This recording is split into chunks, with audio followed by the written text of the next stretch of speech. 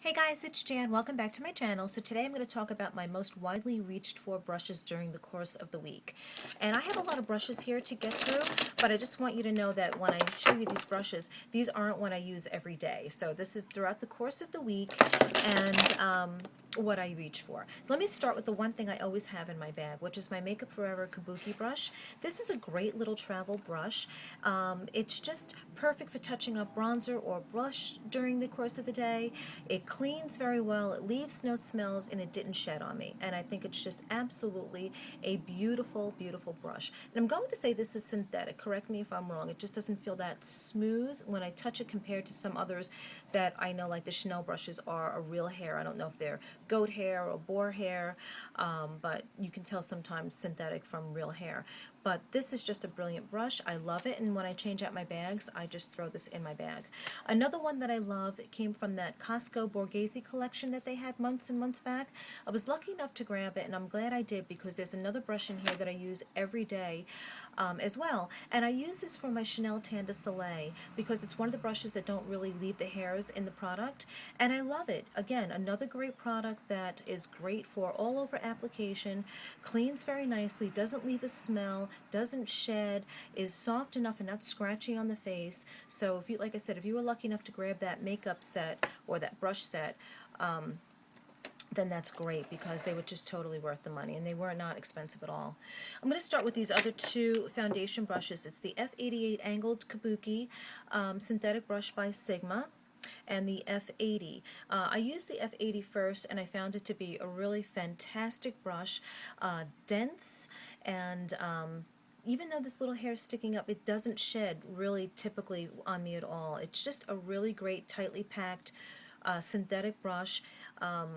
Just fabulous product, and Sigma ships very, very quickly. And this one is really very good too for the angles of your face. And so now when I use this, if I start my face with this brush, I'm getting into here. I'm not going to pick up this brush and get into there. I'm going to continue doing like I did originally, and it still does the job perfectly. But this one just makes it a little bit easier getting in here, so you don't feel like you're tugging at your skin. Just really great brushes. I'm really, really glad I got both of those, and like I said, they do ship pretty quickly, at least to me anyway, where I am in New York. Another favorite, cult favorite of everyone's here is the Sephora Professional Airbrush 55, and I know they revamped this, and I think they actually made it cheaper too, if I'm not mistaken, because I don't remember being what the price is now, which I think is $34, which I think is pretty cheap. Great brush. I originally used this for liquid and found that I didn't like it for that, and then went on to use it for my Laura Mercier mineral powder, which I found it perfect for, and now I use it for my Ben Nye, and I still will use it for my mineral powder as well. Again, another nice, tightly packed, doesn't shed, doesn't lose its shape after it's wet, dries beautifully, leaves no smells, and doesn't feel scratchy on your face. So this is really worth the money, especially if it's cheaper.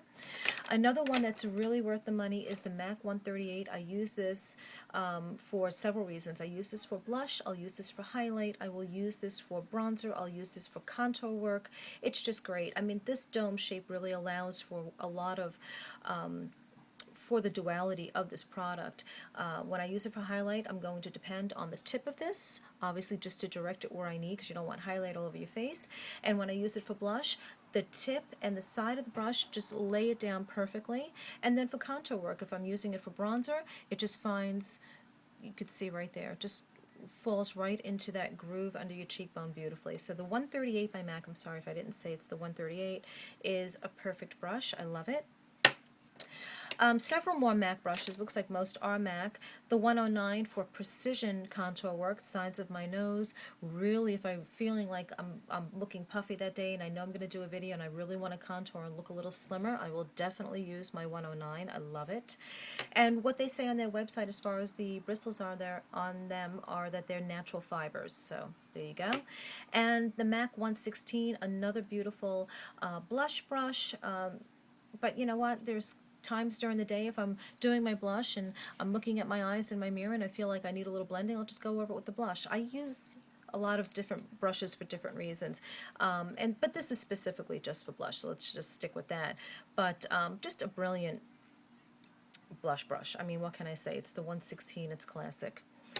This I got in Paris. It's from Kiko. It's the Eyes 205 eyebrow brush, and I needed one that was angled and a nice soft spoolie. It just really is a great brush. Every day I use that.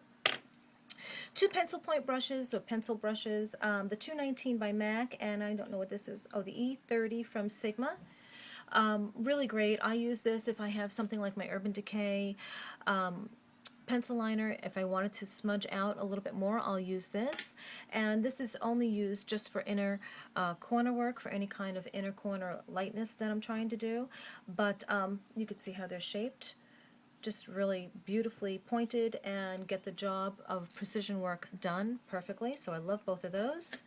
My MAC 217, this is what I use today for my eye work, for both my eyes. I use just the 217. So I laid down my color, which by the way is this NARS Duo, which I love and I don't use enough. I use the gray today, and this duo is Island Fever. And I used the gray on my lids, and then I went in with my Laura Mercier Coffee right there for my crease, and I just used the same brush, and I find that this is just probably the best all-around brush you can ever get. I think, for me anyway, maybe because my eyes are a little bit bigger, I got a lot of space between my eyelid and my eyebrow that I have to fill. I say that all the time. But I love this also for going underneath my eyes, and you could see the thickness of this. You could see just, you know, how that is, and you could see that I will just go completely under my eye, and I like my eyeshadow to come down. I always want that smudgy kind of sexy kind of look, and this brush delivers that every time, so I love it. Chanel brushes. I have 3 so far, and that's all I have because I rely on the other ones for my face, but I will check out the face products or brushes again from Chanel. I use the 19 for crease work. Just a beautiful, beautiful, really soft brush. I love them. And this is the number 19, the eyeshadow blender. So during the course of the week, I'll reach for that. This one is just, and I use this for crease work too. It's the large eyeshadow brush, number 25, and I'll use this to lay down, and then I'll turn it where I'm using the top portion, and I'll use it as my crease. Perfect brushes, reach for them all the time during the week. And this became my holy grail eyeliner brush. It's the number 13, and this gives me that very editorial, very perfectly nice point when I'm doing a cat eye.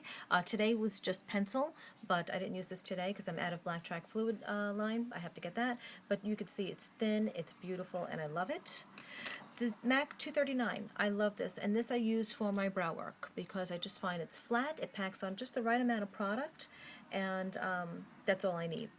Typically, you could see when I fill in here, I leave about this much worth of room, and this brush just fills that in beautifully for me, so I love that.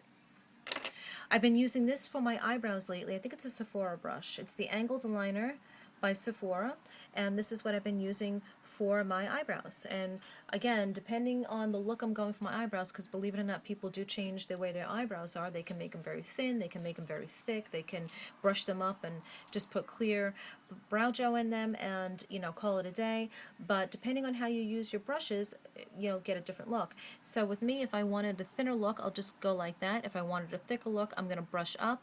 If I want a thicker look right away, I'm going to use it angled the whole way through. So I hope that made sense, but this brush allows for that movability and for that kind of duality of purposes like I just explained. So that's a really good brush, or anything like that is a good brush.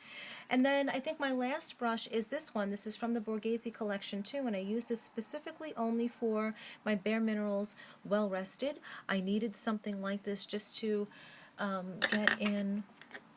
Here's the Bare Minerals, and I'll just, you know, swirl it in the cap, and I go completely right underneath here.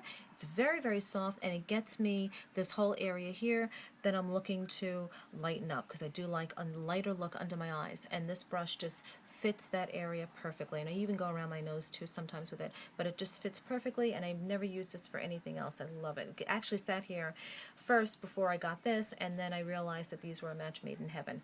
So those are my favorite brushes that I use and reach for during the week. Ask me any questions, guys. I'll be more than happy to help you. Everyone have a great weekend. Today's filming day, so I'm hoping to get a few more videos up today, and hopefully I'll see you later on. Bye, guys. Have a great one.